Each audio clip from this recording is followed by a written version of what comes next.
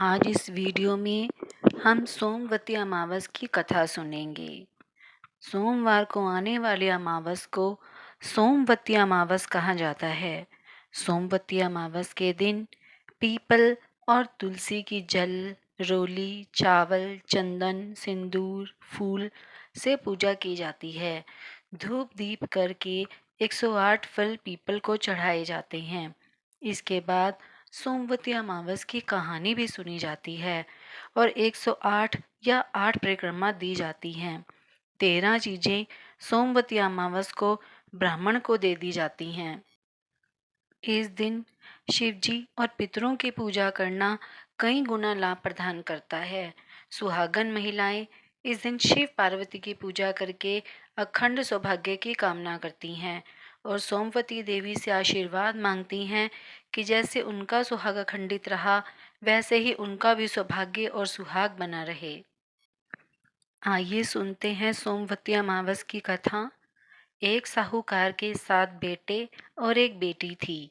इनके घर अक्सर एक ब्राह्मण भिक्षा मांगने आता था। जब भी साहूकार की बेटी भिक्षा लेकर आती तो वह ब्राह्मण भिक्षा लेने से मना कर देता था और कहता था कि तुम्हारे भाग्य में सौभाग्य नहीं वैधव्य लिखा है।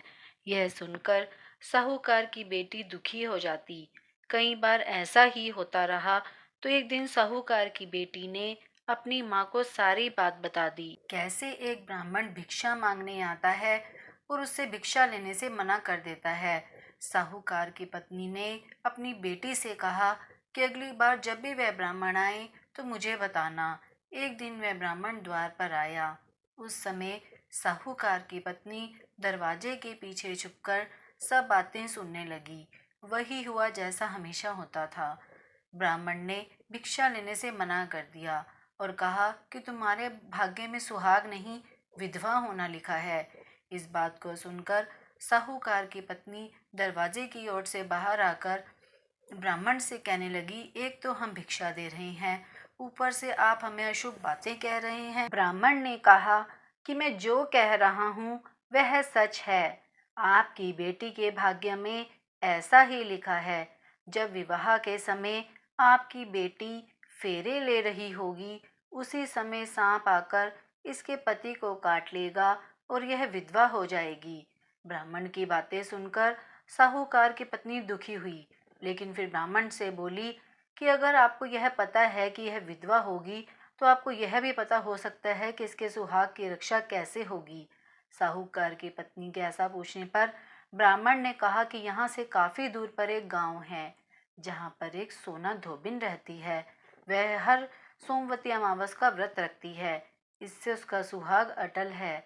अगर वह आकर अपना सुहाग आपकी बेटी को देगी तो इसका वैधव्य टल सकता है। ब्राह्मण की बात सुनकर साहूकार की पत्नी ने ब्राह्मण का धन्यवाद किया और वह सोना धोबिन की तलाश में निकल गई। एक दिन वह बहुत धूप की वजह से एक पीपल की छाया में बैठकर सुस्ता रही थी। तभी उसने देखा कि एक सांप आया और उस पीपल के पेड़ पर गरुड़ के बच्चों को खाने के लिए पेड़ पर चढ़ने लगा। साहूकार की पत्नी ने उस सांप को मार दिया और गरुड़ के बच्चों की रक्षा की। इतने में गरुड़ भी वहां आ गया और देखा कि आसपास खून फैला है। गरुड़ को लगा कि साहूकार की पत्नी ने उसके बच्चों को नुकसान पहुंचाया है, इसलिए गरुड़ ने उस पर हमला कर दिया। लेकिन साहूकार की पत्नी ने उसे रोका और बताया कि उसने तो उसके बच्चों की रक्षा की है। गरुड़ ने जब इस सच को जाना तो उसने कहा कि तुमने मेरे बच्चों की रक्षा की है, इसलिए बताओ कि मैं कैसे तुम्हारी मदद कर सकता हूँ। साहूकारनी ने तब गरुड़ को बताया कि वह सोना धोबिन की तलाश में निकली है। अगर वह उसे वहां तक पहुंचा दे तो बहुत उपकार होगा। साहूकारनी को गरुड़ ने सोना धोबिन के गांव पहुंचा दिया।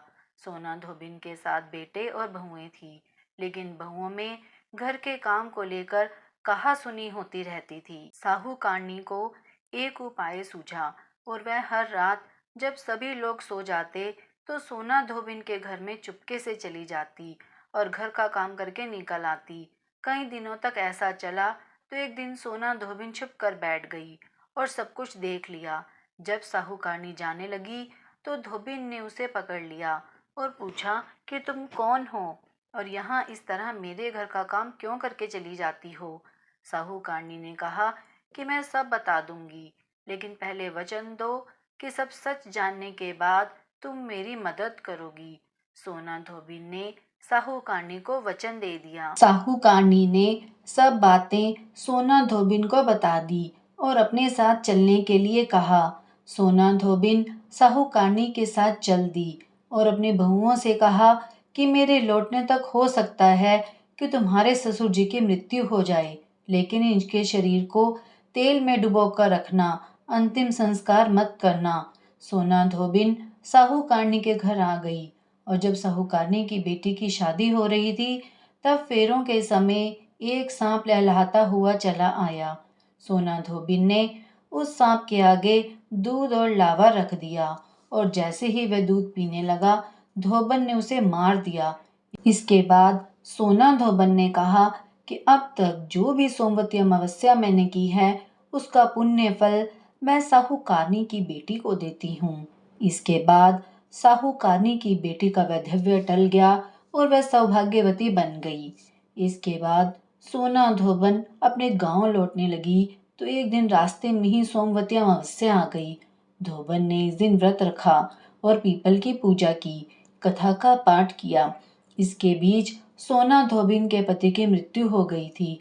जब वह घर लौटी तो उसने अपने रास्ते में किए सोमवती अमावस का पुण्य अपने पति को दे दिया। इससे उसका मरा हुआ पति फिर से जीवित हो उठा। लोगों ने जब सोना धोबिन से पूछा कि तुमने अपने मरे हुए पति को कैसे जीवित कर लिया, उसने बताया कि उसने सोमवती अमावस्या के व्रत के प्रभाव से अपने पति को जीवित किया है। सोमवती अमावस की कथा पूर्ण हुई। अगर आपको मेरी वीडियो पसंद आई हो तो लाइक, शेयर और सब्सक्राइब करना ना भूलें।